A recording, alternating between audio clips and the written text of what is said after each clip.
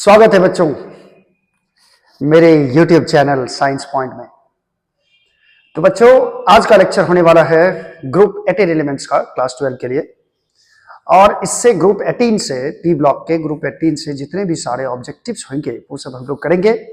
और 2025 के बोर्ड के लिए 12th बोर्ड के लिए हम लोग प्रिपेयर हो रहे हैं। और हमारे साथ बने रहिए। ग्रुप 18 एलिमेंट्स में जितने भी सारे ऑब्जेक्टिव्स हैं उसको हम लोग सॉल्व करने वाले हैं। तो पहले मैं कुछ थियरी बता देता हूं जिसके बेसिस पे मैं आपको ऑब्जेक्टिव बताऊंगा। तो पी ब्लॉक एलिमेंट्स बहुत ज्यादा इंपॉर्टेंट हो जाता है आपके लिए, क्योंकि इसका ऑब्जेक्टिव का भी वेटेज ज्यादा है, शॉर्ट्स क्वेश्चन का भी और लॉन्ग का भी। तो ऑब्जेक्टिव का जो वेटेज है बच्चों, ऑब्जेक्टिव का वो 8 से 10 क्वेश्चन पूछे जाते हैं। इससे 8 से 10 कम नहीं होते हैं, बहुत ज्यादा होते हैं। तो आइए हम लोग आज करेंगे ग्रुप 18 एलिमेंट्स का ऑपरेशन। ठीक है, चलिए आपके सामने दिख रहा होगा ग्रुप 18 एलिमेंट्स के बहुत सारे जो मेंबर हैं वो देखने वाले हम लोग। तो देखिए एलिमेंट्स है, आपको पता ही होगा जितने भी सारे ग्रुप 18 में एलिमेंट्स हैं वो सब नोबल गैसेज है, जो कि अक्रिय गैस कहलाता है हिंदी में। ठीक है, तो इससे रिलेटेड ऑब्जेक्टिव जो बिहार बोर्ड में पूछे जाते हैं, एकदम छोटा छोटा पॉइंट्स आपको याद रखना है। ठीक है, छोटे छोटे पॉइंट्स आप याद रखोगे तो इजीली आपका बन जाएगा ऑब्जेक्टिव्स। ठीक है, और जो ऑब्जेक्टिव डायरेक्टली करना चाहते हैं वो थियरी के स्किप करके पूरा आप डायरेक्टली ऑब्जेक्टिव पे जा सकते हैं। ठीक है, तो आइए प्यारा सा ग्रुप 18 एलिमेंट्स है जिसको नोबल गैस भी कहा जाता है, या फिर इनर्ट गैस बोलते हैं, या फिर इनएक्टिव गैस कहा जाता है। ठीक है, जो कि किसी से रिएक्ट नहीं करता है। तो इसके मेंबर कौन कौन है? हीलियम है, नियन है, आर्गन है, क्रिप्टन है, जेनॉन जी है, रेडॉन जी है और ऑर्गेनेशन है। ऑर्गेनेशन है, ऑर्गेनेशन लास्ट वाला। ठीक है, इसमें ये दोनों जो है बच्चों ये रेडियो एक्टिव एलिमेंट्स है। ये रेडियो एक्टिव एलिमेंट्स है। इसका एग्जिस्टेंस जो है ना बहुत कम टाइम के लिए रहता है। और ये सब में जो आप देख रहे हैं हीलियम, नियन, आर्गन, क्रिप्टन, जेनॉन, रेडॉन, इसमें इसका जो एटॉमिक नंबर होता है वो 2 होता है, और नियॉन का होता है 10, आर्गन का 18, क्रिप्टन का 36, जेनॉन का 54। देखो बच्चों एटॉमिक नंबर भी कई बार पूछे गए हैं बिहार बोर्ड में। डायरेक्टली एटॉमिक नंबर आपको किसी भी एलिमेंट्स का पूछ सकता है। तो इसमें याद रखने का तरीका है कि पहले वाले में 8 जोड़ो। हीलियम का तो आपको याद रहेगा, हीलियम का 2 होता है एटॉमिक नंबर, और इसमें 8 जोड़ दोगे तो 10 हो जाएगा। फिर 8 जोड़ो 10 में, फिर 8 जोड़ो 8 जोड़ी सर 18 हो गया। अब जोड़ो 18 18 18 36, फिर 18 जोड़ो 36 18 54, फिर 32 जोड़ो 32 प्लस 32, 54 में 32 जोड़ोगे बच्चों 86 हो जाएगा। और फिर अगर 32 जोड़ दोगे, फिर अगर 32 जोड़ दोगे तो हो जाएगा 180। यानी कि 8 8 18 18 32 32 का ये जो कितना कितना जोड़ोगे ये याद अगर आप रखते हो तो आपको एटॉमिक नंबर आराम से याद हो जाएगा। हाँ, चलिए एटॉमिक नंबर से आगे बढ़ते हैं हम लोग। इसका जनरल इलेक्ट्रॉनिक कॉन्फ़िगरेशन क्या होता है बच्चों? NH2 NP6 कैसे होता है? केवल एक्सेप्ट हीलियम, हीलियम का जो होता है एटॉमिक नंबर बच्चों 2 होता है, तो इसका इलेक्ट्रॉनिक कॉन्फ़िगरेशन हो जाएगा 1s2। जबकि नियॉन का 10 होता है तो इसका इलेक्ट्रॉनिक कॉन्फ़िगरेशन हो जाएगा 1s2 2s2 2p6। ठीक है, 6 2 8 2 10 हो गया। अब देखो लास्ट वाला देखो, दूसरे ऑर्बिट में s में 2 इलेक्ट्रॉन और p में कितने? 6। ध्यान दो s में 2 और p में 6। ठीक है, अगर हम आर्गन का लिखे तो ऐसे लिखेंगे 1s2 2s2 2p6 3s2 3p6। यानी कि इसमें लास्ट में आ रहा है बच्चों 3s2 3p6। ठीक है, एक में आ रहा है, इसमें भी s2 p6 आ रहा है। पहले वाले में नियॉन में 2 2 आया, इसमें 3s2 3p6 आया। अगले वाले में क्या आएगा? 4s2 4p6 आएगा। अगले वाली कौन है? क्रिप्टन है। ठीक है, तो बच्चों इसको हम लोग जनरली क्या लिखेंगे? NH2 NP6। इस n के बदले अब यहाँ पे 2 डालो या 3 डालो या 4 डालो, ये आ जाएगा। इसीलिए इसका जनरल इलेक्ट्रॉनिक कॉन्फ़िगरेशन होता है NH2 NP6, accept helium. Helium को छोड़ करके हीलियम का 1s2 होता है बच्चों। और इसमें खास बात ये देखो कि सबके बाहर में, सबके आउटरमोस्ट ऑर्बिट में कितने इलेक्ट्रॉन है? दूसरे ऑर्बिट में कितने इलेक्ट्रॉन है? 8। इसमें भी तीसरे ऑर्बिट में कितने इलेक्ट्रॉन है? 8। सबका ऑक्टेट पूरा है, इसीलिए ये इनएक्टिव गैस कहलाता है। ये ऑक्टेट रूल को फॉलो करता है। ठीक है, ये इनएक्टिव होता है। चलिए इसका यदि हम लोग देखें, क्या देखें सर?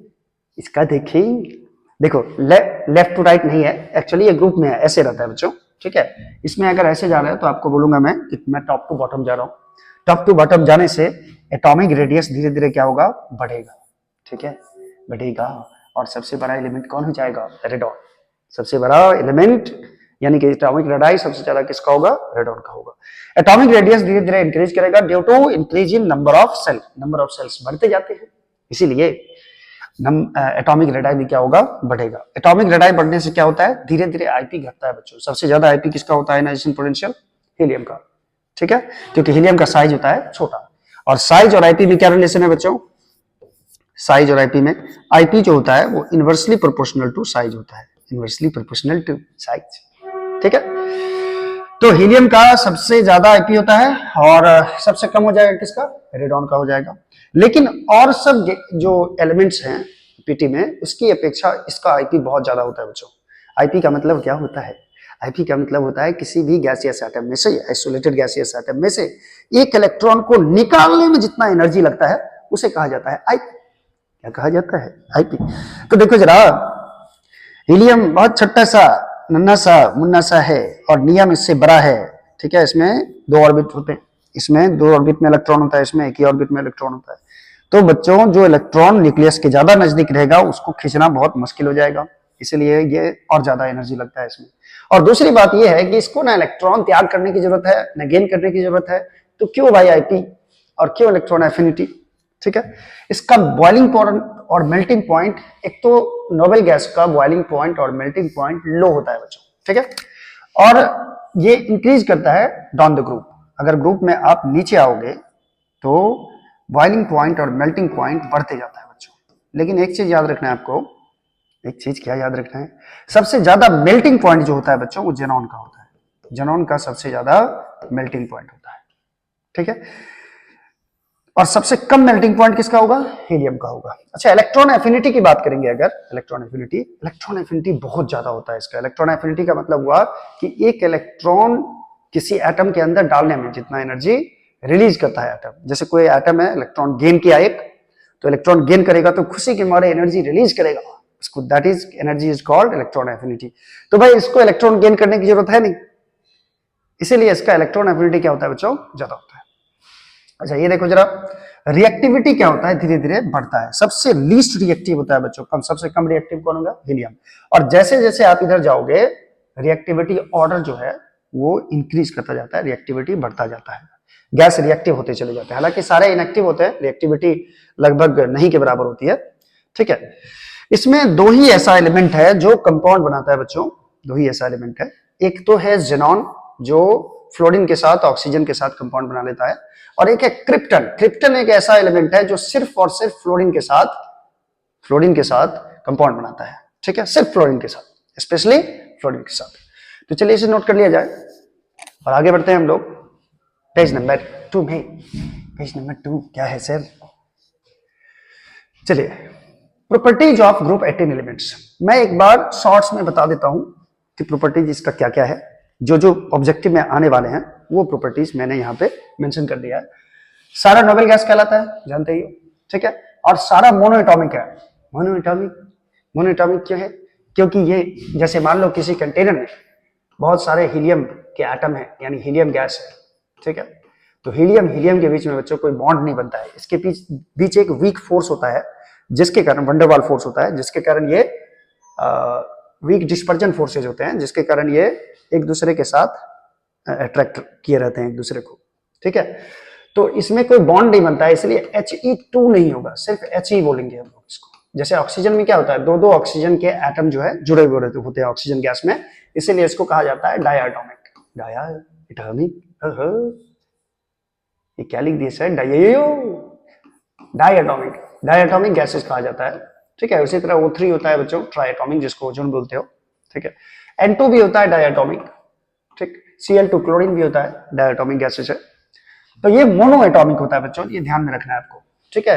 ये बॉन्ड नहीं बनाएगा, एक हीलियम दूसरे हीलियम के साथ बॉन्ड नहीं बना लेगा, ठीक है। एक वीक डिस्पर्जन फोर्स के साथ एक दूसरे को अट्रैक्ट किया जाता है। सारे गैसेस का मेल्टिंग पॉइंट, बॉइलिंग पॉइंट क्या होगा, लो होगा, ठीक है। क्यों बॉइलिंग पॉइंट लो क्यों होगा, अगर मान लो हम इसको गर्म करें तो दो हीलियम के जो एटम होते हैं वो वीक फोर्स के साथ कनेक्टेड होते हैं, तो जैसे ही इसको हीट एनर्जी मिलता है ये दोनों एक दूसरे को छोड़कर भाग जाता है, यानी ये क्या होने लगेगा, बॉयल होना शुरू कर देगा। अगर हीलियम लिक्विड फॉर्म में है उसको बॉयल करोगे तो जल्दी हो जाएगा बॉयल, ठीक है, बॉइलिंग पॉइंट कम होता है due to weak dispersion forces. इसका ना कलर होता है, ठीक है, ना गंध होता है, ऑर्डरलेस होता है, और ये टेस्टलेस भी होता है, इसका कोई टेस्ट भी नहीं होता है बच्चों, ठीक है। स्पेरिंगली सोल्यूबल इन वाटर, थोड़ा बहुत सोल्यूबल होता है वाटर में ये। Helium has the lowest boiling point, इसको मत पढ़ देना, he has the lowest boiling point, उसके पास लोएस्ट बॉइलिंग पॉइंट है, नहीं, helium has the lowest boiling point. सबसे कम बॉइलिंग पॉइंट पूरे पीटी में, सॉरी पूरे नोबेल गैस में किसका होता है, हीलियम का होता है। अच्छा, इसका आईपी आयनाइजेशन पोटेंशियल क्या होगा, बहुत ज्यादा हाई होगा, ठीक है। सबसे लो होता है हीलियम का बॉइलिंग पॉइंट। और helium is found in pitch blend है, मोनाजाइट है और क्लीवाइट। तो देखो पिच ब्लेंड में पाया जाता है, ये मोनाजाइट में पाया जाता है, क्लीवाइट में पाया जाता है। ये ऑप्शन आपको याद रखना है कि ये हीलियम का सोर्स क्या है, कहां कहां से आप हीलियम ला सकते हैं। अच्छा, लीस्ट रिएक्टिव गैसेज है, ये किसी से रिएक्ट नहीं करता है, बहुत ही कम रिएक्टिव होता है, ज्यादा कंपाउंड नहीं बनाएगा, केवल जेनॉन कंपाउंड बनाता है, फॉर्म्स कंपाउंड। जैसे जेनॉन जो पहला कंपाउंड बनाया गया था लेबोरेटरी में जेनॉन के साथ, वो जेनॉन प्लैटिनम हेक्साफ्लोराइड, ये कंपाउंड बनाया गया था। उसके बाद जेनॉन टेट्राफ्लोराइड भी बनता है, जेनॉन हेक्साफ्लोराइड भी बनता है, XeO3 भी बनता है, बहुत सारा चीज कंपाउंड बनाता है ये जेनॉन, ठीक है। चलिए आइए आगे बढ़ते हैं, आगे क्या बढ़े, चलिए यूज क्या है इस ग्रुप 18 एलिमेंट्स का, बहुत ज्यादा यूज है बच्चों। देखो जरा, ये बैलून में भरने में किया जाता है, बैलून को उड़ाने के लिए, क्योंकि हीलियम गैस जो होता है बच्चों हवा से हल्की होती है, तो बैलून में भर के मेट्रोलॉजिकल ऑब्जर्वेशन के लिए इसको यूज किया जाता है, बैलून को। वेदरिंग के लिए भी यूज होता है बच्चों, ठीक है। Helium is used as gas in gas cooled nuclear reactor में भी यूज होता है, न्यूक्लियर रिएक्टर में भी हीलियम का यूज किया जाता है। ये सब पॉइंट आपको याद रखना है, किसमें, न्यूक्लियर रिएक्टर में, जिसको आपको नाभिकीय रिएक्टर भी बोलते हैं हिंदी में। Helium is used in diving, diving में भी यूज होता है बच्चों। गोताखोर सब जो होता है, जो ऑक्सीजन मास्क लगा के जाता है, तो उसके टैंक में हीलियम गैस भी होता है, ठीक है, ये हीलियम गैस भी लेके जाता है। आप पढ़े होंगे सॉल्यूशन चैप्टर में जो हीलियम क्यों यूज किया जाता है, ठीक है। अच्छा, नियॉन का यूज किया जाता है बच्चों डिस्चार्ज ट्यूब में, फ्लोरोसेंट बल्ब में, ठीक है, और एडवर्टाइजिंग डिस्प्ले में यूज होता है। ये दोनों तो आप जानते ही हो, डिस्चार्ज ट्यूब क्या होता है, ठीक है, फ्लोरोसेंट बल्ब भी आप जानते हो। एडवर्टाइजिंग डिस्प्ले का मतलब होता है बच्चों, आप देखे होंगे कि किसी भी मार्केट में या कहीं भी ऐसा देखे होंगे कि एक बोर्ड लगा हुआ रहता है जिसपे लाइट चमक के जाता हुआ रहता है, और वो बोर्ड पर सारा लाइट आपको दिखता रहता है, एडवर्टाइज के लिए, यानी प्रचार प्रसार के लिए जो यूज होता है, उसमें यूज किया जाता है। कौन सा, नियॉन, ध्यान में रखना है। नियॉन बॉटनिकल गार्डन में भी यूज होता है, ग्रीन हाउस में भी नियॉन का यूज किया जाता है, और production of laser, laser light बनाने में, वो लेजर जो होता है जिससे बीम निकलता है, सिंगल बीम मोनोक्रोमेटिक लाइट जो होता है, उस लेजर प्रोडक्शन में भी नियॉन का बच्चों यूज होता है, ठीक है। अच्छा, आर्गन यूज किया जाता है filling electrical bulbs, electrical bulb जो होता है बच्चों, जैसे आप बल्ब देखे होंगे, वो 100 वाट वाला जो आता है, लाल लाल दिखता रहता है बल्ब, उसमें निष्क्रिय गैस, इनएक्टिव गैस भरा जाता है बल्ब में, आप जानते होंगे, क्योंकि फिलामेंट ऑक्सीडाइज नहीं हो जाए, फिलामेंट बल्ब का खराब नहीं हो जाए, उसके लिए जो गैस भरी जाती है बल्ब के अंदर, वो गैस है आर्गन, ठीक है। कुछ नोट पॉइंट्स है, जान ले, ठीक है। नोट पॉइंट क्या है सर, नोट करो रे भैया, नोट करो। Most abundant noble gas in earth atmosphere is argon. पृथ्वी के वायुमंडल में सबसे अधिक मात्रा में पाए जाने वाला जो नोबल गैस है वो है बच्चों आर्गन, ये एकदम दिमाग में रख लो। सबसे ज्यादा पाए जाने वाला, सबसे ज्यादा नोबल गैस पाए जाने वाला एटमॉस्फेयर में कौन सा है, सबसे ज्यादा प्रचुर मात्रा में पाए जाने वाला नोबल गैस यह है आर्गन। ये आपको याद रखना है, ध्यान में रखना है, ध्यान में रख लो बच्चों। अच्छा, क्रिप्टन जो है बच्चों, ये कंपाउंड फॉर्म करता है ओनली विद फ्लोरीन, सिर्फ फ्लोरीन के साथ क्रिप्टन एक कंपाउंड बनाता है जिसका नाम है क्रिप्टन टेट्राफ्लोराइड, ये बनाता है, KrF4 बनाता है। क्रिप्टन ही सिर्फ ऐसा है जो फ्लोरीन के साथ, सॉरी, क्रिप्टन जो है वो सिर्फ फ्लोरीन के साथ बनाता है, ऑक्सीजन के साथ रिएक्ट नहीं करेगा, और किसी के साथ भी रिएक्ट नहीं करता है बच्चों क्रिप्टन, ठीक है। अच्छा, नियॉन का जब इलेक्ट्रिकली नियॉन को एक्साइटेड किया जाता है, इलेक्ट्रिकली एक्साइट करेगा तो उसमें से रेड कलर निकलता है बच्चों, इलेक्ट्रिकली जब नियॉन को एक्साइट किया जाएगा। जैसे कि आप जानते होंगे एक्साइट करना मतलब और डी एक्साइट करना मतलब क्या होता है। यदि मान लो दूसरे ऑर्बिट में, पहले ऑर्बिट में कोई इलेक्ट्रॉन है, ठीक है, इसको कुछ एनर्जी मिला तो ये कहां चला जाता है, हायर एनर्जी ऑर्बिट में निकल जाता है। ये हायर एनर्जी ऑर्बिट में इलेक्ट्रॉन आ जाएगा, फिर यहां ये स्टेबल नहीं रह पाता है तो फिर से कूद जाता है किसमें, लोअर एनर्जी स्टेट में। तो हाई एनर्जी स्टेट से लोअर एनर्जी स्टेट आते वक्त ये कुछ एनर्जी को रिलीज करता है, जो कि किस फॉर्म में निकलता है, लाइट के फॉर्म में निकलता है। इसी को बोलते हैं इलेक्ट्रिकली एक्साइट करना, ठीक है। इलेक्ट्रिक करंट देके अब करो या फील्ड अप्लाई करके करो, ठीक है, इसमें से जो लाइट निकलता है किसमें से, नियॉन में से। जो नियॉन को इलेक्ट्रिकली एक्साइट किया जाएगा तो उसमें से बच्चों रेड कलर की लाइट निकलती है, रेड कलर की, ठीक है। ये सब सारा ऑब्जेक्टिव पॉइंट ऑफ व्यू से ये पॉइंट्स है, इस सारे पॉइंट्स को आपको याद रखने हैं ताकि आप ऑब्जेक्टिव इजीली सॉल्व कर सकते हैं। देखो ध्यान दो इधर, नियॉन किस में यूज होता है, डिस्चार्ज ट्यूब में, फ्लोरोसेंट बल्ब में और एडवर्टाइजिंग डिस्प्ले में यूज होता है बच्चों नियॉन, नियॉन, नियॉन, नियॉन, याद रखो, ठीक है। हीलियम यूज किया जाता है बैलून में, वो जो बड़ा सा बैलून होता है उसमें हीलियम गैस भर दोगे तो हीलियम एयर से हल्का होता है बच्चों, इसलिए उस बैलून को उड़ाने के लिए हीलियम गैस को यूज किया जाता है, ठीक है। न्यूक्लियर रिएक्टर में भी यूज होता है, डाइविंग में भी यूज होता है, ठीक है।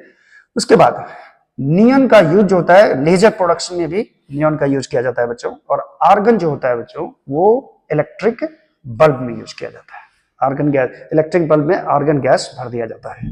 क्लियर है ये चीज, क्लियर है, क्लियर है एकदम, ठीक है। पहले आधे बोलिए, आधे आधे बदो बदते तो लो। चले कुछ स्ट्रक्चर्स है उसको देखते हैं बच्चों, कुछ स्ट्रक्चर्स क्या है। जैसे पहला स्ट्रक्चर है बच्चों XeF4 का, XeF4 का ये स्ट्रक्चर देखो, जेनॉन टेट्राफ्लोराइड, ठीक है। आपको पता होगा कि जेनॉन के यानी कोई भी नोबेल गैस होता है बच्चों, तो नोबेल गैस के सबसे आउटरमोस्ट ऑर्बिट में कितने इलेक्ट्रॉन होते हैं, 8, ठीक है। यानी कि इसका ऑक्टेट पहले से पूरा होता है और फ्लोरीन को चाहिए 1 इलेक्ट्रॉन, ये सिंगल बॉन्ड बनाता है। तो चलो Xe4 है तो Xe4 मैंने ऐसे बना दिया F F F F F, ठीक है। और बच्चों यहां 2 लोन पेयर बच जाएगा, ठीक है, क्योंकि 4 इलेक्ट्रॉन जेनॉन का यूज हो चुका है तो 2 इलेक्ट्रॉन और 2 इलेक्ट्रॉन इधर बना देता हूं मैं, ये लोन पेयर हो जाएगा। लेकिन पूछा जा रहा है इसका बच्चों स्ट्रक्चर, तो सबसे पहले इसका ज्योमेट्री पता करो क्या होगा। ज्योमेट्री, ज्योमेट्री कैसे पता करते हैं, ज्योमेट्री पता करते हैं हम लोग हाइब्रिडाइजेशन निकाल के, और हाइब्रिडाइजेशन का मतलब होता है जेड का वैल्यू निकालना, और जेड का मतलब होता है बच्चों number of sigma bond plus lone pair. Number of sigma bond इसमें कितने होंगे, नंबर ऑफ सिग्मा बॉन्ड देखो, सिंगल बॉन्ड होता है सिग्मा बॉन्ड 1 2 3 4, 4 सिग्मा बॉन्ड है और कितने लोन पेयर है, 1 2 लोन पेयर है, यानी 6 हो गए, 6 हो गए। तो इसका हाइब्रिडाइजेशन हो जाएगा बच्चों sp3d2, sp3d2। अगर इसके ज्योमेट्री की बात करोगे, ज्योमेट्री की बात करोगे तो sp3d2 का ज्योमेट्री होता है बच्चों ऑक्टाहेड्रल, ऑक्टाहेड्रल। और ऑक्टाहेड्रल में क्या होता है बच्चों, लेकिन इसके अगर हम लोग बात करेंगे स्ट्रक्चर की, ज्योमेट्री और स्ट्रक्चर में अंतर होता है, पढ़े होंगे केमिकल बॉन्डिंग में, ठीक है। मॉलिक्यूलर ऑर्बिटल थ्योरी में अभी आप जानते होंगे कि ज्योमेट्री क्या होता है, स्ट्रक्चर क्या होता है। तो बच्चों ज्योमेट्री में हम लोग बॉन्ड भी गिनते हैं और लोन पेयर को भी काउंट करते हैं, लेकिन स्ट्रक्चर में सिर्फ और सिर्फ बॉन्ड को चेक करते हैं, ठीक है, नो लोन पेयर। देखो स्ट्रक्चर कैसा होगा इसका, सबसे पहले तो ऑक्टाहेड्रल स्ट्रक्चर कैसा होता है बच्चों, ये देखो जरा, ऑक्टाहेड्रल स्ट्रक्चर ये होगा, जेनॉन हम बीच में बनाएंगे, 1 फ्लोरीन हम यहां डालेंगे, 1 फ्लोरीन इसके साथ यहां डालेंगे, 1 फ्लोरीन यहां डालेंगे और 1 फ्लोरीन मैंने यहां डाल दिया। ऐसा समझो कि एक स्क्वायर बनाया मैंने, स्क्वायर स्क्वायर सोचा, एक स्क्वायर बनाया, बीच में जेनॉन को डाल दिया, इधर भी 1 फ्लोरीन, इधर भी 1 फ्लोरीन, इस कोना पे एक, इस कोना पे फ्लोरीन, एक इस कोना पे फ्लोरीन, 4 फ्लोरीन एक प्लेन में, ठीक है, ये एक प्लेन में है ऐसा। और इसके ऊपर एक लोन पेयर हम बनाएंगे ऐसे, और इसके एक लोन पेयर ऊपर बनाएंगे। देखो यही है ऑक्टाहेड्रल का स्ट्रक्चर। लेकिन मैंने क्या बोला आपको, स्ट्रक्चर में ये ज्योमेट्री हुआ इसका, ऑक्टाहेड्रल का ज्योमेट्री है ये। इसका स्ट्रक्चर क्या होता है, स्ट्रक्चर में सिर्फ और सिर्फ आप बॉन्ड देखिए, जेनॉन के साथ, एक बॉन्ड के साथ फ्लोरीन इधर, एक फ्लोरीन इधर, एक फ्लोरीन इधर है, ठीक है। तो देखो एक स्क्वायर में, एक स्क्वायर के कॉर्नर पे, स्क्वायर के कॉर्नर पे 4 फ्लोरीन है, 4 कॉर्नर पे 4 फ्लोरीन, और बीच में सेंटर पे क्या है, जेनॉन है। तो इसका जो स्ट्रक्चर हो जाएगा बच्चों, ये हो जाता है स्क्वायर प्लानर। कैसा हो जाता है, स्क्वायर प्लानर। आप चाहो तो इसे नोट कर सकते हो, स्क्वायर प्लानर इसका ज्योमेट्री हो जाएगा। ये दिख रहा है स्क्वायर एक प्लेन में आ गया है इस तरह से। चलिए नेक्स्ट देखते हैं हम लोग स्ट्रक्चर किसका बच्चों, XeF6 का। XeF6 जेनॉन हेक्साफ्लोराइड का।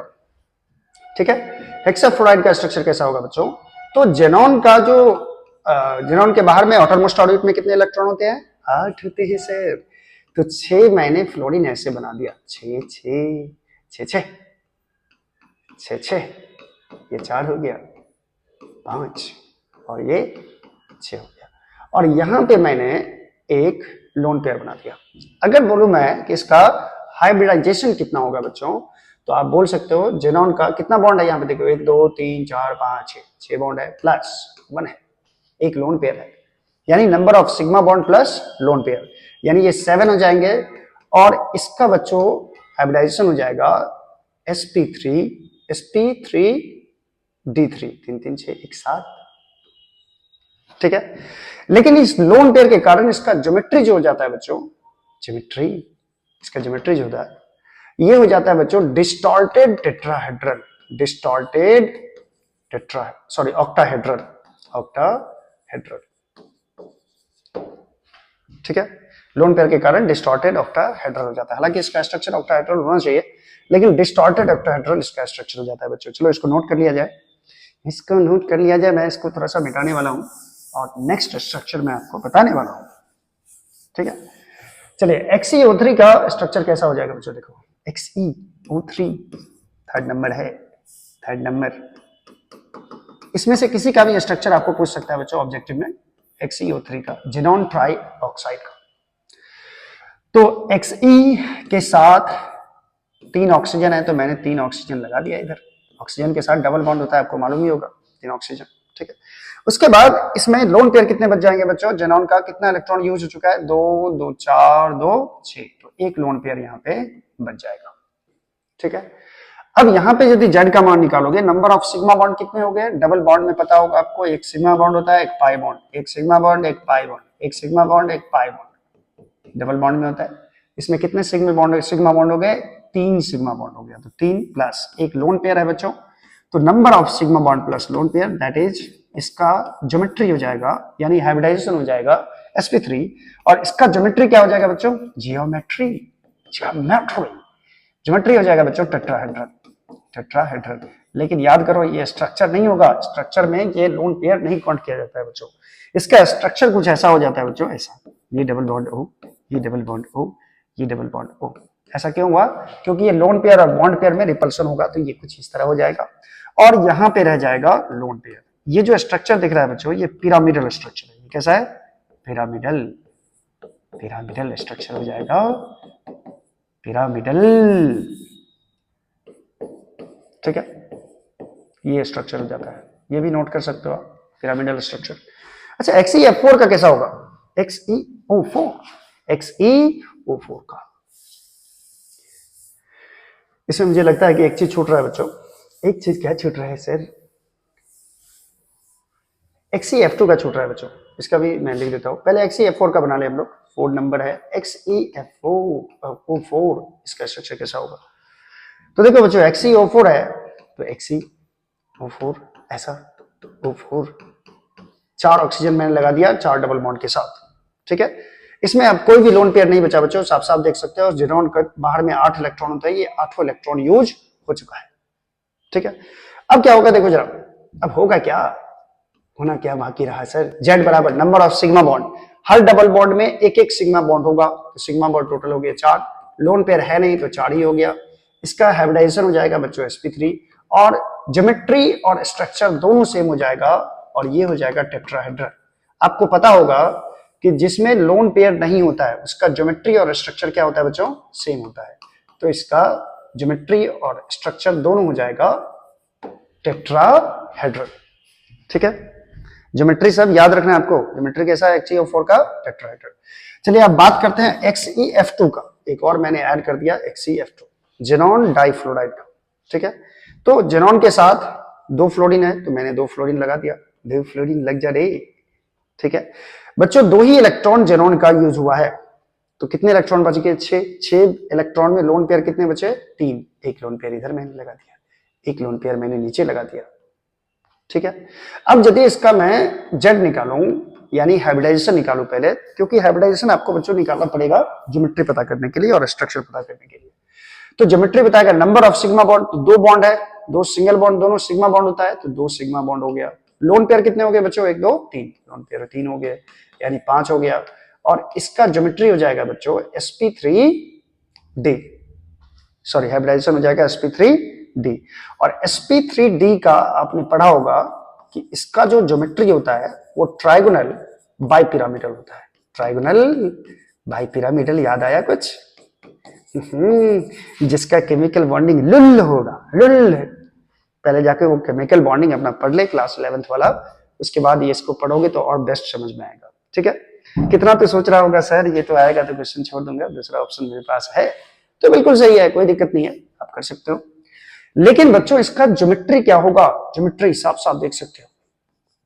ज्योमेट्री में हम लोग लोन पेयर को छोड़ दो, लोन पेयर को छोड़ दो, लोन पेयर छोड़ दो, भूल जाओ, भूल जाओ, तो भूल जाओ, तो लोन पेयर भूलोगे तो सिर्फ क्या बचेगा, इधर एक फ्लोरीन, इधर एक फ्लोरीन। स्ट्रक्चर कैसा हो गया, लीनियर। स्ट्रक्चर कैसा हो गया, लीनियर। तो ज्योमेट्री हो गया ट्राइगोनल बाइपिरामिडल, लेकिन इसका बच्चों स्ट्रक्चर हो जाएगा, इसका स्ट्रक्चर होगा लीनियर। ठीक है, ये चीज आपको ध्यान में रखना है।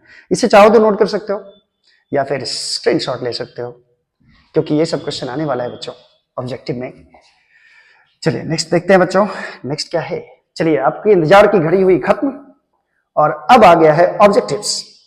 नोबेल गैस से रिलेटेड जितने भी ऑब्जेक्टिव्स हैं वो करने वाले हम लोग। ग्रुप 18 एलिमेंट्स का ऑब्जेक्टिव है।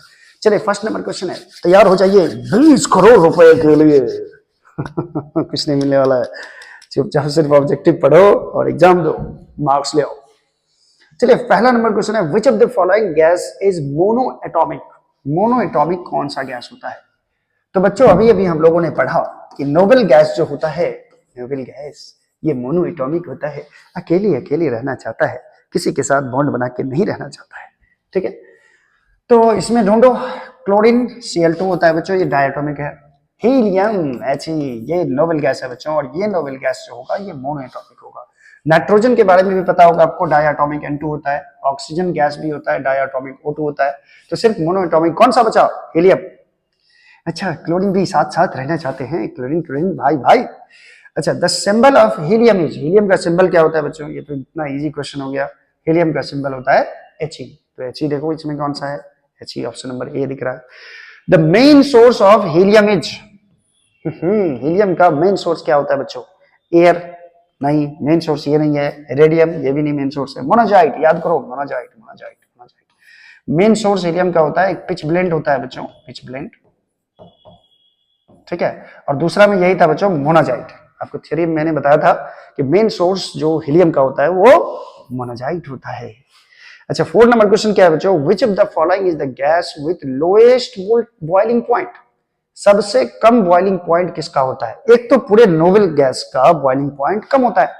ठीक है, और जब भी हम लोग बच्चों ग्रुप में बढ़ते हैं आगे, ग्रुप में टॉप टू बॉटम जाते हैं, हीलियम, नियन, आर्गन, क्रिप्टन, जेनॉन, रेडॉन, आपको पता होगा कि बॉइलिंग पॉइंट का जो ऑर्डर होता है, बॉइलिंग पॉइंट धीरे धीरे इंक्रीज करता है। जैसे जैसे एटॉमिक नंबर इंक्रीज करेगा, मॉलिक्यूलर वेट बढ़ेगा, बॉइलिंग पॉइंट बढ़ता जाएगा। तो सबसे कम किसका होगा, हीलियम का, क्योंकि उधर की तरफ तो बॉइलिंग पॉइंट बढ़ेगा। तो हीलियम का सबसे कम होता है बॉइलिंग पॉइंट पूरे नोबेल गैस में। तो देख लो जरा, हाइड्रोजन है, हीलियम है, नाइट्रोजन है, आर्गन है। सबसे कम बॉइलिंग पॉइंट किसका होगा बच्चों, हीलियम का। क्लियर? चलिए नेक्स्ट देखते हैं, नेक्स्ट क्या है। ये काली काली आंखें, टुरुरु टुरुरु टुरुरुरु, ये काले काले बोर्ड, देखो उस पे पीले पीले लीटर। देखो 5 नंबर क्वेश्चन क्या है, which of the following is a radio active noble gas. इसमें से कौन से रेडियो एक्टिव हैं? लास्ट का 2 रेडियो एक्टिव था, याद करो, helium, neon, helium, neon, xenon, argon, argon, krypton, xenon, xenon, radon, oganesson, वो जी था ना। ठीक है, इसमें से ये दोनों जो है बच्चों ये रेडियो एक्टिव होता है। ठीक है, तो इसमें देख लो जरा, हीलियम है, नियन है, जेनॉन है और रेडॉन है। रेडॉन हो जाएगा बच्चों रेडियो एक्टिव एलिमेंट्स। ठीक है, ये रेडियो बजाएगा जाके। नहीं रेडियो नहीं बजाएगा। इसमें से क्या निकलते रहते हैं बच्चों, इसमें से अल्फा बीटा गामा रेज निकलते रहते हैं। अच्छा, by which of the following noble gas the maximum number of compounds have been formed? इनमें से कौन से ऐसे नोबेल गैस हैं जो ज्यादा से ज्यादा कंपाउंड बनाते हैं? कंपाउंड बनाते हैं। अभी अभी किसका किसका किसका स्ट्रक्चर देखा था शायद, हम देखे थे HCF2 का, हम देखे थे HCF4 का, हमने देखा था HCF6 का, हमने देखा था HCO3 का। भाई सबसे ज्यादा कंपाउंड बनाने वाला कौन सा एलिमेंट आपको दिख रहा है? जेनॉन। जेनॉन बहुत ज्यादा कंपाउंड बनाता है। और एक है क्रिप्टन भाई साहब, जो सिर्फ और सिर्फ एक ही कंपाउंड फ्लोरीन के साथ बनाते हैं।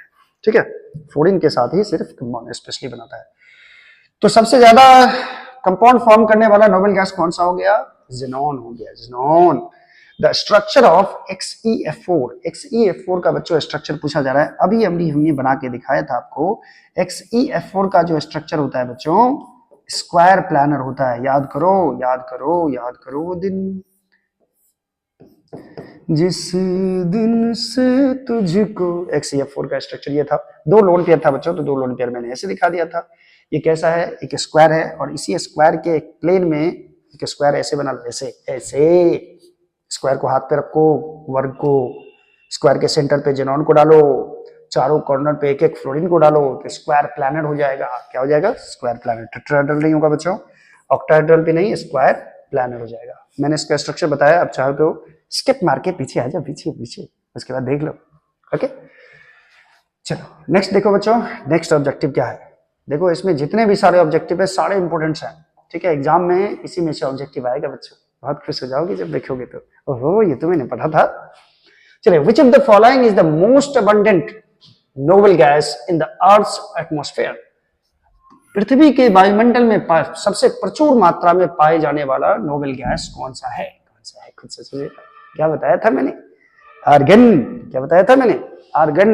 आर्गन जो होता है बच्चों, ये सबसे ज्यादा पाए जाने वाला तत्व है ना? सबसे ये एटमॉस्फेयर में सबसे अधिक मात्रा में, प्रचुर मात्रा में पाया जाता है। मालूम होगा आपको। ठीक है ठीक है, जरा आगे बढ़ते हैं हम। चलिए आगे बढ़ते हैं। नेक्स्ट है बच्चों 9 number, which of the following argon. अच्छा, इसमें आर्गन लगा दो। आर्गन सबसे प्रचुर मात्रा में वायुमंडल में पाए जाने वाला नोबल गैस है। विच of the following is the least reactive noble gas? सबसे कम रिएक्टिव कौन होता है? तो आपको मैंने बताया था कि हीलियम, नियन, आर्गन, क्रिप्टन, जेनॉन और रेडॉन। इस सारे में से बच्चों, इस सारे में से इसमें इधर की तरफ रिएक्टिविटी क्या बताया था मैंने? टॉप टू बॉटम जाओगे तो रिएक्टिविटी बढ़ता है, रिएक्टिविटी बढ़ता है। इसका मतलब सबसे कम रिएक्टिव कौन होगा? ये होगा। उससे ज्यादा रिएक्टिव ये, उससे ज्यादा रिएक्टिव ये आर्गन होगा। यानी सबसे कम रिएक्टिव कौन हो जाएगा बच्चों? हीलियम। क्लियर है? चलिए, which of the following Nobel gas is commonly used in high intensity discharge tube? Lamp, discharge lamp में हाई इंटेंसिटी वाला डिस्चार्ज लैंप में किसका यूज होता है? डिस्चार्ज लैंप में बच्चों याद करो नियॉन का यूज होता है। किसका यूज होता है? नियॉन का। इसमें कौन सा ऑप्शन है? नियॉन। ये तो आर्गन है। B hydrogen, lithium, helium. Neon के बाद आर्गन आता है। अच्छा, नियन का यूज होता है इसमें। ठीक है, आर्गन बिजली के बल्ब में भरा जाता है बच्चों, याद रखना। और हीलियम गैस बड़े से बैलून में भरा जाता है बच्चों, डाइविंग में यूज होता है उसका। ठीक है, हीलियम का। चलिए नेक्स्ट देखते हैं बच्चों। नेक्स्ट नेक्स्ट नेक्स्ट नेक्स्ट क्या है? चलो नेक्स्ट कुछ कुछ याद आ रहा है। The atomic number of xenon is? Xenon का एटॉमिक नंबर कितना होता है? तो याद करो, जेनॉन का एटॉमिक नंबर याद करने के लिए एक बार फिर से मैं लिख रहा हूं नोबेल गैस को। हीलियम, नियन, आर्गन, क्रिप्टन, जेनॉन। जेनॉन आ गया, जेनॉन आ गया। इसका 2 8 जोड़ो 10, फिर 8 जोड़ो 10 8 18, फिर 18 जोड़ो 36, फिर 18 जोड़ो 54, 54। इसका एटॉमिक नंबर क्या होगा? 54 होगा। क्लियर है? तो जेनॉन का एटॉमिक नंबर हो जाएगा बच्चों 54। चलिए नेक्स्ट देखते हैं बच्चों 12 number question. Which of the following noble gases is used in airships and balloons due to its lighter than air property? हवा से हल्की होने के कारण हीलियम गैस का यूज किया जाता है बच्चों बैलून में। आपको पता होगा बैलून में कौन सा गैस यूज किया जाता है, और एयरशिप्स में कौन सा गैस यूज किया जाता है? हीलियम, क्योंकि ये हवा से हल्की होती है। इसीलिए हीलियम ऑप्शन इसमें देखो कौन सा है? नियन है, आर्गन है, हीलियम है। हीलियम ऑप्शन नंबर सी है। क्लियर है ये चीज? चलिए 13 नंबर क्वेश्चन देखते हैं बच्चों। विच of the following noble gases can form compounds specially with fluorine? इनमें से कौन से ऐसे नोबल गैस हैं जो स्पेशली सिर्फ फ्लोरीन के साथ ही कंपाउंड बनाते हैं? याद करो मैंने क्या कहा था, कंपाउंड बनाने वाला दो ही तत्व है इसमें नोबेल गैस में, एक है बच्चों जेनॉन और एक है बच्चों क्रिप्टन। जेनॉन तो बहुत सारा कंपाउंड बनाता है, अभी अभी मैंने देखा था जेनॉन फ्लोरीन के साथ भी बना लेता है, जेनॉन ऑक्सीजन के साथ भी कंपाउंड बना लेता है, लेकिन क्रिप्टन वाइजा वैसे हैं जो KrF4 बनाते हैं, सिर्फ फ्लोरीन के साथ ऑब्जेक्ट बनाता है कौन, सॉरी कंपाउंड बनाता है क्रिप्टन। तो क्रिप्टन इसमें कौन सा होगा बच्चों, ऑप्शन नंबर सी हो जाएगा। सी को मार दीजिए, लग कीजिए।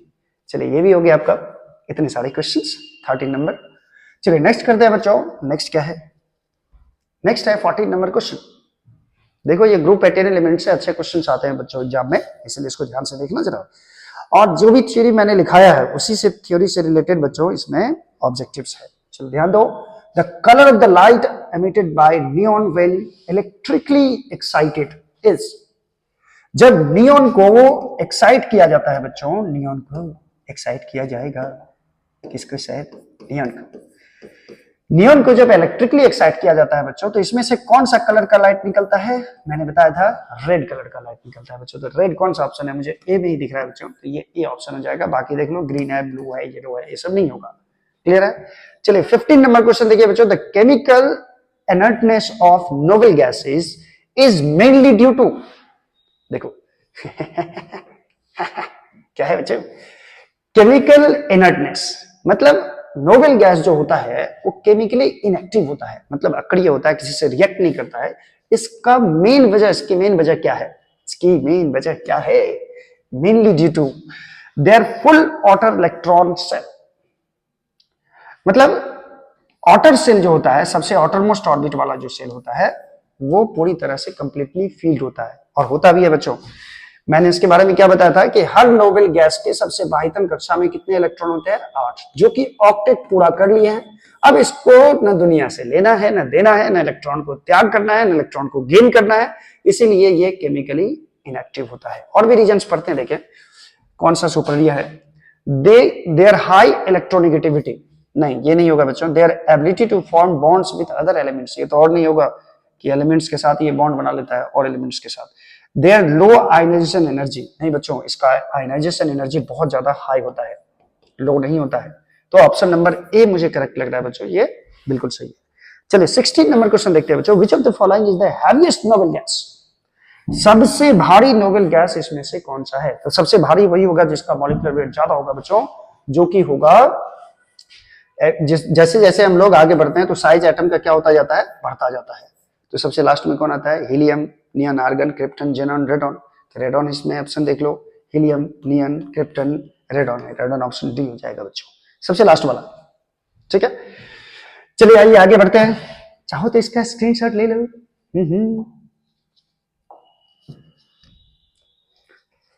17 नंबर क्वेश्चन है बच्चों, 17 number. Which noble gas is used in the production of high performance flash lamps and strobe bulbs lights? Strobe light में और फ्लैश लैंप में कौन सा नोबेल गैस यूज होता है बच्चों, पता होगा आपको क्या यूज होता है, xenon, xenon, xenon, xenon, xenon, xenon, xenon, xenon. ठीक है, जेनॉन के इसमें कौन सा ऑप्शन है बच्चों, ऑप्शन नंबर बी दिख रहा है मुझे। ओहो ये तो नियन है जी, नियन, ये है जेनॉन। ठीक है, जेनॉन ऑप्शन हो जाएगा बच्चों। 18 नंबर है बच्चों। Xenon and krypton are able to form compounds with, xenon और क्रिप्टन, ठीक है, ये कंपाउंड बनाते हैं, ये किसके साथ बनाते हैं, oxygen.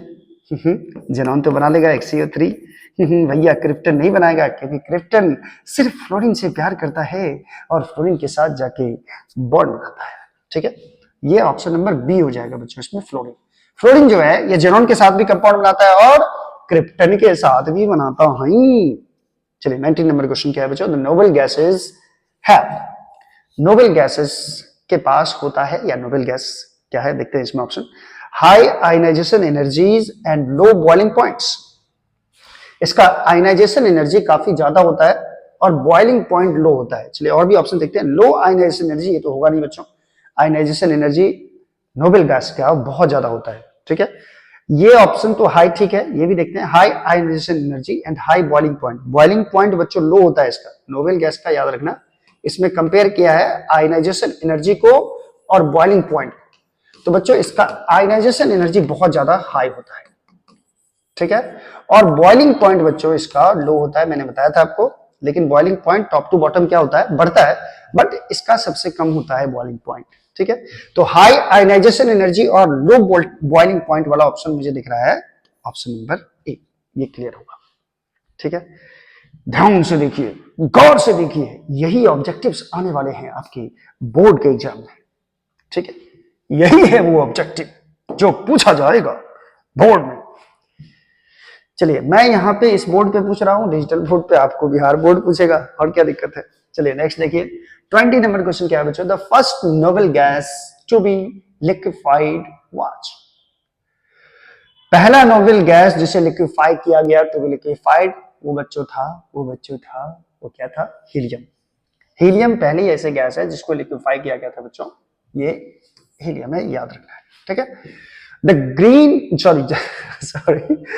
general electronic configuration of noble gas, बच्चों लाइट के कारण मुझे पढ़ने में यहाँ प्रॉब्लम हो रही है, तो पहले आगे से लाइट आ रही है। तो the general electronic configuration of noble gases, आपको कोई दिक्कत नहीं हो रही होगी, लेकिन मुझे साइड से हो रही है, ऐसे ही देखना पड़ रहा है। The general electronic configuration of noble gases, noble gas का जनरल इलेक्ट्रॉनिक कॉन्फ़िगरेशन क्या होता है बच्चों। तो देखो, अगर आपको याद नहीं है तो आप ये याद करो कि नोबल गैस के बाह्यतम कक्षा में कितने इलेक्ट्रॉन होते हैं, 8, तो 8 गिन लो। देखो यहाँ 2 1 3 है, 3 ही हुआ, नहीं होगा 2 और 6, हाँ पकड़ा गया, NH2 NP6। लेकिन ऐसे मत याद रखना, क्योंकि कभी दे दिया अगर ऑप्शन में NS5 और NP3, तुम इसको भी जोड़ के लिख देगा 8। ठीक है, एस में बच्चों मैक्सिमम कितने इलेक्ट्रॉन हो सकते हैं, 2 हो सकते हैं, और पी में कितने इलेक्ट्रॉन, 6। ठीक है, अगर नहीं याद हो तो आप किसी भी एक का लिख लो, हीलियम छोड़ के लिख लो, हीलियम छोड़ के। हीलियम का 1s2 होता है, हीलियम के बाद नियन आता है, नियन का एटॉमिक नंबर होता है 10, इसका लिख के देख लो, 1s2 2s2 2p6। तो लास्ट में आपको क्या दिख रहा है, S2p6, तो देख लो ऑप्शन में NS2 NP6, ये ऑप्शन करेक्ट हो जाएगा बच्चों। अच्छा, 22 नंबर क्वेश्चन है बच्चों, which of the following noble gases has the highest melting point, सबसे ज्यादा मेल्टिंग पॉइंट किसका होगा। तो बच्चों जब हम लोग टॉप टू बॉटम आते हैं तो मेल्टिंग पॉइंट बच्चों क्या होता है, बढ़ता है। ठीक है, लेकिन आपको याद रखना है कि मेल्टिंग पॉइंट सबसे ज्यादा बच्चों जेनॉन का होता है, जेनॉन का। ठीक है, हीलियम, नियन, आर्गन, क्रिप्टन, जेनॉन। ठीक है, सबसे ज्यादा मेल्टिंग पॉइंट जेनॉन का होता है। चलो नेक्स्ट देखते हैं बच्चों, which of the following statements is incorrect about noble gases. Noble gas के बारे में इनमें से कौन से कथन, स्टेटमेंट इनकरेक्ट है, सही नहीं है बच्चों, इसमें से कौन सा। ओहो, इसमें 3 ही ऑप्शन दिया गया है क्या, चलो चौथा ऑप्शन मैं अपने से लिख लूंगा, खैर कोई बात नहीं, चलो डी मैं दे देता हूं, none of this, none of this. बड़े चालाक हैं सर, नन ऑफ दिस। चलिए, ए नंबर क्वेश्चन है, दे आर केमिकली इनर्ट, ये तो बिल्कुल सही है, ये इनर्ट का मतलब होता है जो किसी से रिएक्ट नहीं करे, तो ये सीधी सी बात है, ये भाई नोबल गैस किसी से रिएक्ट नहीं करता है, ये तो सही है। लेकिन मुझे इनकरेक्ट ढूंढना है बच्चों, जो सही नहीं है, ये मत मार देना ऐसे, सही है। They have high boiling points, low कर दी ना गंदी बात है, इसका बॉइलिंग पॉइंट्स हाई नहीं होता है बच्चों, इसका बॉइलिंग पॉइंट्स क्या होता है, लो होता है। तो ये गलत बात हो गई, ये गंदी बातें कर दिया। They have complete valence shells, ये बिल्कुल सही है, कंप्लीट बैलेंस सेल्स होता है, NS2 NP6, S में 2 इलेक्ट्रॉन होनी चाहिए, है, P में मैक्सिमम 6 होनी चाहिए, है। ठीक है, तो ये ए ऑप्शन और सी ऑप्शन तो सही है, लेकिन दे हैव हाई बॉइलिंग पॉइंट्स, ये कुछ जमा नहीं, इसीलिए ये इनकरेक्ट है, लेकिन हमारे लिए ये करेक्ट ऑप्शन है। ठीक है, क्वेश्चन के लिए ऑप्शन करेक्ट ये है, लेकिन नोबल गैस के लिए ये इनकरेक्ट है। क्लियर है, चलिए नेक्स्ट देखते हैं बच्चों, नेक्स्ट क्या है सर, आप क्या लाए ही नेक्स्ट। नेक्स्ट है बच्चों, which noble gas is used in the production of laser. Laser में इसमें से कौन से गैस को यूज किया जाता है। चलो, हीलियम, नियन, आर्गन, क्रिप्टन, जेनन, रेटन, इसमें से कौन, याद करो। नियॉन यूज किया जाता है बच्चों, नियॉन गैस यूज किया जाता है किसमें, लेजर के प्रोडक्शन में यूज किया जाता है। ठीक है, तो नियॉन गैस याद रखना है, लेजर प्रोडक्शन में कौन, नियॉन है। अच्छा, 25 नंबर क्वेश्चन क्या है बच्चों, which of the following noble gases was first discovered. सबसे पहला कौन सा नोबल गैस डिस्कवर किया गया था, इसको बच्चों याद रखना, ये गैस था आर्गन। आर्गन गैस को सबसे पहले डिस्कवर किया गया था, और इसके डिस्कवरर थे रामसे भी बोल सकते हो प्यार से, रामसे नाम के एक साइंटिस्ट थे, उन्होंने पहली बार नोबेल गैस खोजा था और पहला डिस्कवर किए जो गैस है डिस्कवरेबल नोबेल गैस वो है आर्गन। ये चीज आपको ध्यान रखना है, और वो भी अपने एटमॉस्फेयर में ही आर्गन गैस मौजूद है। चलिए 26 नंबर क्वेश्चन क्या बचा था, the electronic configuration of helium is, the electronic configuration of helium is, helium का इलेक्ट्रॉनिक कॉन्फ़िगरेशन क्या होगा। तो सिंपल सी बात है, हीलियम का परमाणु संख्या है 2, और इतना इजी क्वेश्चन मुझे नहीं लगता है कि पूछा जाना चाहिए, फिर भी बिहार बोर्ड है पूछता है। ये 1s2 हीलियम का इलेक्ट्रॉनिक कॉन्फ़िगरेशन हो जाएगा बच्चों 1s2, तो ये 1s2 पहला ऑप्शन मुझे दिख रहा है। क्लियर है, क्लियर है। चलो नेक्स्ट देखो बच्चों, नेक्स्ट, और नेक्स्ट क्या, ये हम लोगों का लास्ट स्लाइड है, और लास्ट में देखिए क्या क्वेश्चन है। Noble gases are, noble gases कैसा होता है, कलरलेस, बिल्कुल सही, और ये ऑप्शन सही है।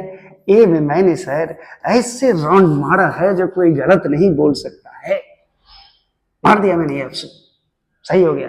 आगे करके नहीं, आगे देखो, आगे तो देखो, कलरलेस भी है, आई ये तो भूल गए, टेस्टलेस, अरे ये क्या हुआ, ये भी है, ये भी सही है, इसीलिए बोला था मैंने, सावधानी हटी, देख लिया ना आपने लापरवाही का नतीजा। और ये डी नंबर ऑप्शन जरा देख लो, ऑल ऑफ दिस, ठीक है। तो नोबेल गैस के बारे में आपको पता है, इसमें ना कलर होता है, ना सुगंध होती है, ऑर्डरलेस होता है, टेस्टलेस भी होता है। तो ये जो रंगे थे आप, ये आपका हो जाएगा गलत, ठीक है। यानी ऑप्शन कौन सा हो जाएगा, डी नंबर ऑप्शन, ठीक है। ये नहीं होगा, ऐसे नहीं करना है, सारे ऑप्शंस को पढ़ना है। यानी ऑप्शन नंबर डी करेक्ट है, तीनों सही है बच्चों, इसमें से तीनों सही। अच्छा, द स्ट्रक्चर ऑफ XeF6 का स्ट्रक्चर मैंने बताया था आपको, XeF6 का स्ट्रक्चर बताया था, याद करो। डिस्टॉर्टेड टेट्राहेड्रल, डिस्टॉर्टेड नहीं होगा तो बच्चों निकाल लेना इसका, डिस्टॉर्टेड टेट्राहेड्रल, डिस्टॉर्टेड टेट्राहेड्रल कौन सा होगा इसमें, ऑप्शन नंबर ए में है, लीनियर बी में, बी में बच्चों ये हो जाएगा डिस्टॉर्टेड टेट्राहेड्रल। नहीं सॉरी, क्या लिख दिया मैंने, ये क्या कह रहे हैं साहब, तो यहाँ ऑक्टाहेड्रल होता है, आपने बताया था, डिस्टॉर्टेड ऑक्टाहेड्रल, ठीक है। चलिए नेक्स्ट होता है बच्चों 29 नंबर क्वेश्चन है, विच of the following noble gas is radio active, इसमें से कौन सा नोबेल गैस रेडियो एक्टिव है। अगेनिशियम, अगेनिशियम दिखाओ जरा, हीलियम, नियन, आर्गन, हीलियम भी नहीं है। सबसे लास्ट दो का, हीलियम, नियन, आर्गन, क्रिप्टन, जेनॉन, रेडन, ओगेनेशन,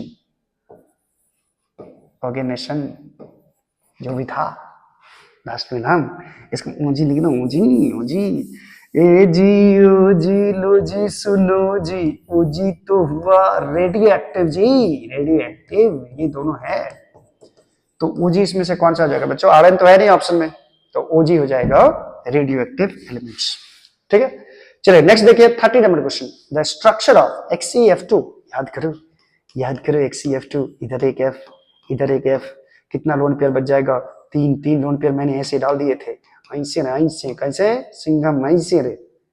XeF का स्ट्रक्चर कैसा हो गया बच्चों, देखो साफ साफ सीधा सीधी है, ये है लीनियर, बहुत ही सीधा साधा सा लीनियर स्ट्रक्चर हो जाता है, ठीक है, ठीक है। तो आज का लेक्चर हम लोग यही करते हैं खत्म, इससे ज्यादा ऑब्जेक्टिव्स आपको ग्रुप एक्टिव में नहीं पढ़ना है, इतना काफी है बच्चों बोर्ड के लिए। तो हमारे साथ बने रहिए, और नेक्स्ट हम लोग मिलते हैं नेक्स्ट एपिसोड में, और फिर से एक नए चैप्टर के साथ। तब तक आप पढ़ते रहिए, मुस्कुराते रहिए, मजे कीजिए। Thank you so much.